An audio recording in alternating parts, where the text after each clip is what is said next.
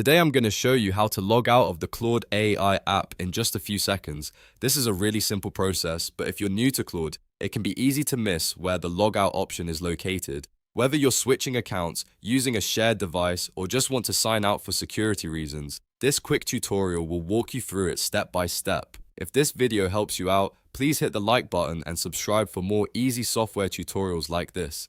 Alright, let's jump in.